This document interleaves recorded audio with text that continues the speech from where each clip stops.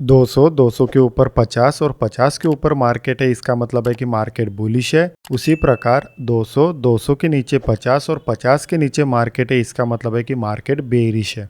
अगर मैं moving average को लेके चल रहा हूँ तो इसका मतलब है कि बुलिश में मूविंग एवरेज मेरे लिए सपोर्ट की तरह वर्क करेंगे। उसी प्रकार अगर मैं बेरिश में लेके चल रहा हूँ तो मूविंग एवरेज जो है मेरे लिए रेजिस्टेंस की तरह वर्क करेंगे। अब जैसा कि मैंने आपको कई बार बताया है, टेलीग्राम ग्रुप पर भी मैंने कई सारे चार्ट भेजे हैं जिसमें मैंने ये कहा था कि देखिए अभी क्या है मार्केट में 200, 200 के नीचे 50 और 50 के नीचे मार्केट है। लेकिन यहाँ पे अगर हम लोग ध्यान से देखेंगे तो देखिए मार्केट ने क्या किया, काफी बार जो है 50 एमए को रेजिस्टेंस फेस किया। यहाँ पे मैंने वन डे का टाइम फ्रेम यूज किया और वन डे के टाइम फ्रेम में देखिए मार्केट किस तरीके से वर्क कर रहा है कि मार्केट ऊपर जा रहा है, रेजिस्टेंस फेस कर रहा है 50 एमए को, फिर मार्केट नीचे गिर रहा है। फिर मार्केट यहाँ पे 50 एमए को रेजिस्टेंस फेस करता है, फिर से मार्केट नीचे गिरता है। फिर से मार्केट यहाँ पे क्या कर रहा है, 50 एमए को रेजिस्टेंस फेस कर रहा है, फिर से मार्केट नीचे गिर रहा है। तो जैसा कि हमने देखा कि जब मार्केट क्या करता है, किसी एक लाइन को जो है बार बार रेजिस्टेंस फेस कर रहा है, इसका मतलब क्या है कि वो रेजिस्टेंस लाइन अब कमजोर हो चुकी है और जैसे वो रेजिस्टेंस लाइन ब्रेकआउट देती है, इसका मतलब है कि मार्केट ऊपर जाता है। तो अगर मार्केट ऊपर जा रहा है तो मार्केट कहाँ तक ऊपर जा सकता है, तो मार्केट जो है एक रेजिस्टेंस लाइन तक ऊपर जा सकता है।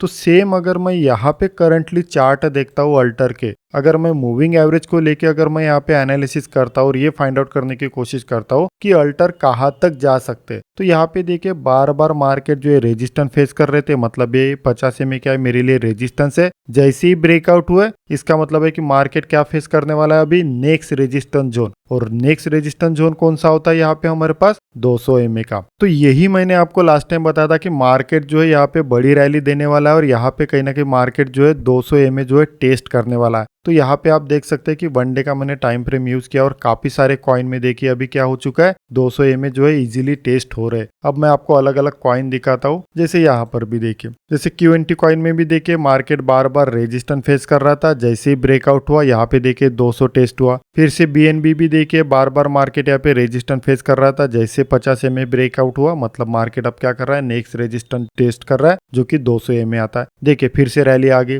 देखिए यहाँ पर भी देखिए क्या हुआ कि मार्केट बार बार रेजिस्टेंस फेस कर रहा था और यहाँ पे 200 टेस्ट हुआ। बार बार मार्केट रेजिस्टेंस फेस कर रहा था, फाइनली मार्केट ने रेजिस्टेंस जोन को भी ब्रेक किया और यहाँ पे देखिए सेकंड वाले रेजिस्टेंस जोन को भी ब्रेक किया। मतलब क्या हो रहा है कि मार्केट अभी करंटली क्या है, बुलिश है। ठीक है, मार्केट क्या है, करंटली बुलिश है। तो सेम अगर मैं यहाँ पे वन डे के टाइम फ्रेम में देख रहा हूँ जिसमें मार्केट ने जो है 200 एमओ को टेस्ट किया है, लेकिन अगर आप थोड़ा टाइम फ्रेम चेंज कर देते हैं, थोड़े बड़े टाइम फ्रेम में चले जाते हैं, तो यहाँ पे भी देखिए मैंने यहाँ पे 3 डे का टाइम फ्रेम यूज किया है। तो अगर मैं 3 डे के टाइम फ्रेम को देखता हूँ तो देखिए मार्केट क्या है, काफी दिनों से यहाँ पे डाउन ट्रेंड में था और यहाँ पे इसी 50 एमए के नीचे में ब्रेक कर रहा था। लेकिन अब क्या हो रहा है कि मार्केट 50 एमए के ऊपर में आया है, कौन से टाइम फ्रेम में, 3 डे के टाइम फ्रेम में। तो इसका मतलब है कि इतने बड़े टाइम फ्रेम में अगर मार्केट इतने बड़े रेजिस्टेंस के ऊपर में आया है तो मार्केट कहीं ना कहीं 200 को भी टेस्ट करेगा। तो यहाँ पे देखिए जैसे EGLD कॉइन ने 3 डे के टाइम फ्रेम में जिस तरीके से यहाँ पे 200 एमए को टेस्ट किया है, उसी प्रकार आपको कई सारे ऐसे कॉइन दिखाई देंगे जिसमें जो है अभी तक 200 टेस्ट नहीं हुआ है, किसमें, 3 डे के टाइम फ्रेम में। तो इसका मतलब है कि मार्केट वहां तक आ सकता है। जैसे मैं अभी यहाँ पे एटम कॉइन में दिखा देता हूँ, तो यहाँ पे देखिए, तो अगर आप देखोगे तो एटम कॉइन में क्या हुआ था कि यहाँ पे जब क्रॉस ओवर हुआ 2022 में,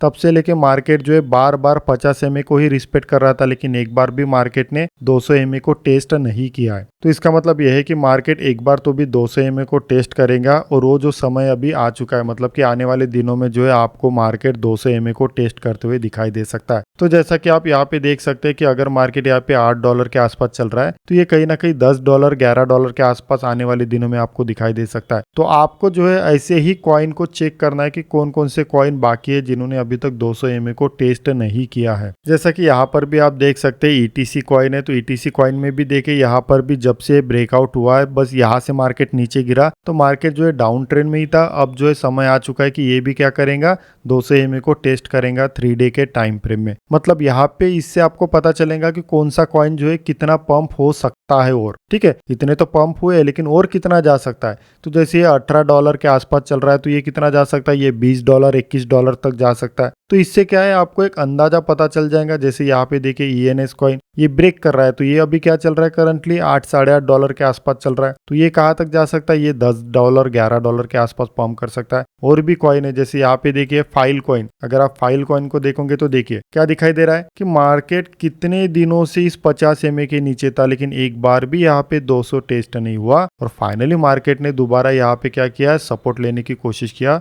तो इस समय हो सकता है कि ये 200 टेस्ट करे। तो इस तरीके से जो है मुझे लग रहा है कि अभी भी अल्टर सीजन खत्म नहीं हुआ है, अल्टर में काफी सारी रैली अभी बाकी है। अब देखिए होता क्या है कि बिगिनर को एक फोबिया होता है, ठीक है, बिगिनर को क्या होता है, फोबिया होता है, और मोस्ट ऑफ ट्रेडर को एक फोबिया हो चुका है। अब फोबिया का मतलब क्या है कि देखिए मार्केट यहाँ से नीचे गिर रहा है, अगर आप देखोगे यहाँ पे तो अप्रैल 2021 से मार्केट नीचे ही गिर रहा है, नीचे गिर रहा है। अब आप लॉजिकली सोचिए कि पिछले 2 साल से आपके दिमाग में down trend down trend down trend ही चल रहा है, तो इसमें क्या हो गया, एक फोबिया हो गया। अब इस फोबिया में क्या होता है कि मोस्ट ऑफ ट्रेडर जो है सोच ही नहीं सकते बाइंग के लिए, उन्हें हर समय एक डर बैठा रहता है कि अभी क्रैश ना करे मार्केट, मैं बाय करूंगा तो अभी क्रैश ना करे मार्केट, अभी क्रैश ना करे। तो उस क्रैश के चक्कर में क्या हो रहा है कि आपके माइंड में ऑलरेडी वो क्रैश बैठ चुका है। इतने सालों से मार्केट डाउन ट्रेंड है, तो डाउन ट्रेंड का ट्रेंड भी बैठ चुका है। तो आप जो है बाइंग के बारे में सोच ही नहीं पा रहे हो, या फिर आप अप ट्रेंड के बारे में नहीं सोच पा रहे हो, ठीक है। हमेशा डर लगता है कि एक पंप हुआ तो अभी मार्केट गिरेगा, एक पंप हुआ तो अभी मार्केट गिरेगा। क्यों?